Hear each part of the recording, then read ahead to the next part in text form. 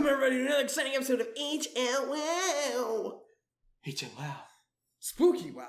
Okay, Wow. so today we are going to be talking about the level 4 Paladin. And we actually only get one thing this level. We get a ASI or a feat. We were going to have multiple levels with this, but we decided that we were going to talk about all the different feats we could possibly do. We're going to talk about all the pluses, the ASIs we could take potentially. And it doesn't really matter for us which order we take it in. So we're just going to do as if we were playing it from now on. Now that we got our con up to 20, we're just going to play it as if we were actually playing it. We're going to go over all of them. That way, when we get to level 8 and 12 and stuff like that, we can just skip right on through them. Yeah, and then you guys already know, with all the really good feats and everything. The first feat that I think is one of the most underrated feats, and Tyler actually was the one who wanted me to talk about this first. Mm-hmm. Yep. We were planning a lot of the feats in our heads before the video. Yep. So the first feat that we decided that would be a really good feat to take, especially at I think at all kind of stages of the game, would be Inspiring Leader. And as I said, this is a very underrated feat. So I'm going to read it for you. Its prerequisite is a charisma score of 13 or higher. And you can spend 10 minutes inspiring your companions, shoring up their resolve to fight. When you do so, choose up to 6 friendly creatures, which can include yourself, within 30 feet of you who can see or hear you or who can understand you. Each creature can gain temporary hit points equal to your level plus your charisma modifier, and a creature can't gain temporary hit point from this feat again until it has finished a short or long rest. So one kind of cool thing, so obviously at the early levels you get a little bit of health. Mm-hmm. You don't get too much, but for a wizard, you're getting 50% of your health back. Exactly. So technically right now, so wizards get a d6 for their health, right? Yes. So an average is 3. Pretty self-explanatory. Right now, we are, I didn't change this. We are actually 3rd level, but I just didn't type it in. We're 4th level. We're 4th level now. And technically, we need to do our health. Our 4th level. I'm on it. Another one. No, you lie. It's a 7. Oh my god. You definitely lie. You definitely lie. Oh my god. You definitely lie. He's messing with me. It's a 7. 7, 8, 9, 10, 11, 12. So 12. So now we have 39. We're 4th level Paladin.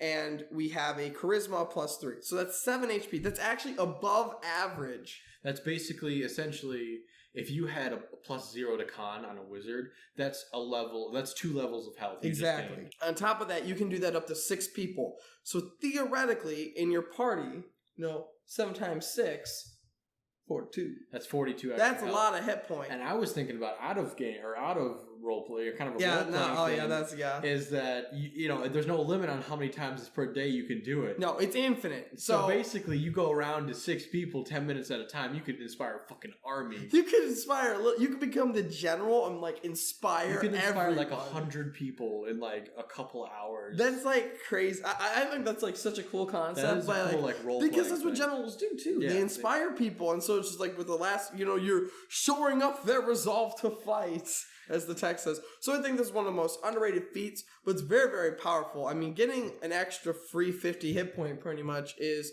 nothing to snuff at. And then at the later levels, you're 20 plus your max charisma, so that's another plus 5. So you're getting 25 HP per and that's person. 100 health per party. Yeah, that's really powerful, I think. Health. So I would say this is one of the most underrated, but really good. I mean, you just, before you go to the dungeon, you inspire them, 10 minutes, no big deal, and then they're good for the rest of the day. And you can do that every short rest. But the one problem this one has is that it is a little limited on the amount of health. Mm-hmm. It is kind of on the lower side, so it does kind of fall to the wayside of the other ones. And a big thing is it doesn't give you a +1 to charisma. That is true. It would be nice. You're missing out. It would be very, very cool if it gave you the +1 to charisma. That would be really, really cool. But just kind of a off meta, I would say, a feat that if you want to test. This is just a really good support one. So now we're going to go to the one that everyone knows is going to be good. Lucky. Do we have to talk about Do we have to talk about Lucky? I don't think we're going to really talk about Lucky. Pretty much. Basically, you give yourself advantage. This is actually an argument that's come up a lot in our group, is that you do not give other people disadvantage. You give yourself advantage. That is all you can do with it. You cannot say, you have to do a saving throw, I give you disadvantage. This is, I give myself advantage on saving throws, I give myself advantage on attack rolls, and I give myself advantage on and whatever else. But you can only give yourself advantage. You cannot give others disadvantage. And another thing is, lucky, it's pretty much a whoops, oh, I screwed up, crit fail. Oh, no, I don't crit fail anymore. Yeah. So it's just really, really good. It's pretty much advantage just whenever you want. And you get 3 of those per day. It's really, really good. And on top of that, it's not just for hitting, it's for saving throws as well. So even ability checks too. Yeah, like if you're about to fall and die or something from like a failed deck save, or not deck save, but like an acrobatic save, just give yourself a lucky feat point. So lucky feat.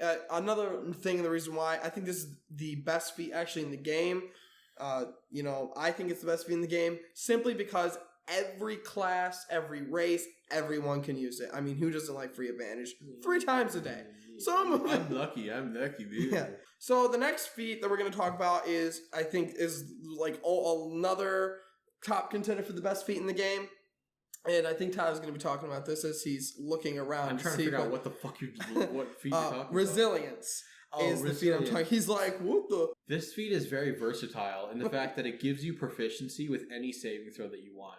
And it also gives you a +1 to into that area. So, for example, a lot of like mid-game spells and stuff do dexterity saving throws. So resilience will give you proficiency with dexterity saving throws and a +1 to your dex.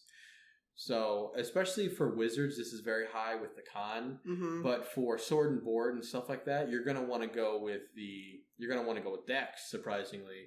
Just because of that reason alone. Because you can get proficiency with dex saving throws. If you're doing a spellcaster, as Tyler said, doing the con saving throw is really good. Only because it's not for like the resistances or anything. It's for the concentration saving throw. Yeah. That's the reason why you take it. But for resilience, if we were going to take that with for our character currently, I would do dex. And yes, sure, if you're 13, you're not going to get any pluses. But then the next ability score improvement, you'll just do a 1 and a 1 in something. And then, so you can balance yourself out. You can balance yourself out. And then you'd be proficient with dex saving throws. So in resilience, FYI, why one of people think it's the best feat, or arguably the best feat in the game, is because this is the only feat that can give you a proficiency bonus in any saving throw you want. So if you're like struggling with the saving throw, take up resilience, you get a free point in that. And on top of that, you get your proficiency in it. So another really, really, really good choice, just overall for any kind of character, I would say. Yeah. And then now we're going to go really, really specific. Specifically for our character. So right now, we're going to go with, if I can move up here, is Sentinel. Okay, so with Sentinel is you kind of take advantage of when an enemy drops their guard. And so when you hit a creature with an opportunity attack, so if they're moving away from you, you hit them with an opportunity attack, their speed goes to 0. So pretty much the whole point to this feat is so if I'm up in your face, you can't move around. You can't go to my party, essentially. So if they're going to try to run away from you, you hit them, they can't run anymore. That's one of the parts. And then the other part is creatures within 5 feet of you provoke opportunity attacks from you, even if they take this disengage action. So say, I'm going to disengage. It does not matter. You're still going to do an opportunity attack. And then when a creature within 5 feet of you makes an opportunity any attack against another player, so if you're on the board right here, and then it's right in front of you, but instead attacks like the barbarian that's right in front of you, you can then, if you're not attacking me, you're going to get punished for it, and I'm going to attack you. So it's pretty much this feat is saying, hey, look at me, I'm the tank, you're attacking me, and no one else. Which is it kind of works together, because not only does, I want to disengage and walk away from you, it negates that, and your speed now drops to 0. Correct. So good luck trying to get away from you. Yeah. So this is actually a really, really good one for 1v1s, and for a little bit for crowd control. The only downside I see to it is that it uses your reaction to do attack of opportunities. Correct. And you only get one of those. Exactly. I feel like if this would allow you to hit multiple people, you would be a lot better off with this feat, but it is still a good feat to have. It's still a really good feat to have, especially if you're the tank. I would definitely, this would be a really good feat if you're a barbarian or whatever. If you're going straight full bull, tank, I think this is really, I think this is a really, really good feat for that. Yeah. So next, especially against smarter enemies too. Smarter enemies will ignore you and then just go after your squishies. And Sentinel completely negates that. The DM can't even say anything and be like, oh, well, they're using their intelligence. Because that's happened to me a couple times. It's a little annoying. So this feat just basically says, no, you can't do that. Yeah. And then one I think is the main one that really fits. I never really thought of this one. Actually. Yeah, I never really thought about this either.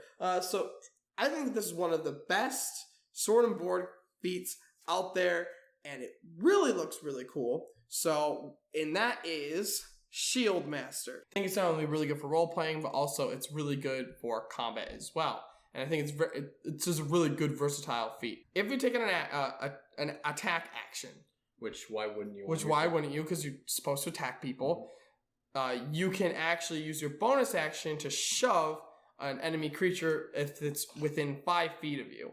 And that I think is really, really good because not only you get to use this every single round. So you're using your bonus action every single round all the time. Which normally, as a paladin, the only time you would be is if you're casting one of your paladin smite spells. Exactly. So now you get an actual use for them. Exactly. So now you're not going to be doing you're not going to use smites every single round. But at least with this feat allows you, unlike any of the other feats we discussed, it doesn't have a limited use. It's infinite pretty much because you can always use your bonus action all the time. Yep. Now, the next thing that I think is really, really good is you can add your shield's AC to any dex saving throw. So that's really, really good. Anything to add to your saving throws is really good. And on top of that, most spells either do dexterity or concentration.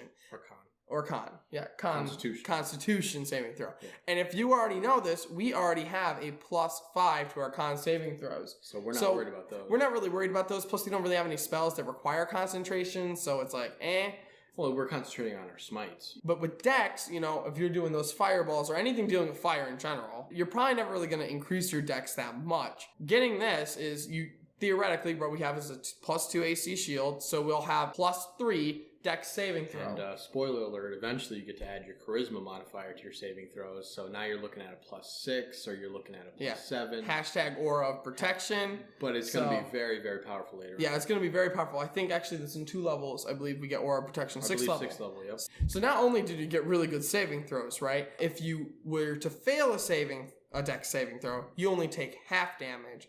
And if you succeed on a dex saving throw, you take no damage. Which is beautiful. Which is super good. So if someone's doing a fireball, you already have all that. You already have a really good dex save as is. So if you're going to succeed on that, you take no damage. You're like, that's cool. I don't take anything. Yep. And if you fail, you take half. So you're pretty much resistant to around a good half of the spells, I would say. So that's one of the things, just to recap with the Shield Master, you could use your bonus action all the time. Your dex saving throws are increased, which is always helpful. And the damage reduction, that's just icing on the cake. That's very beautiful, I would say. So there's a handful of really good feats that we could take. However, since we're just going to play this character out, our main thing is that we need to be hitting right now.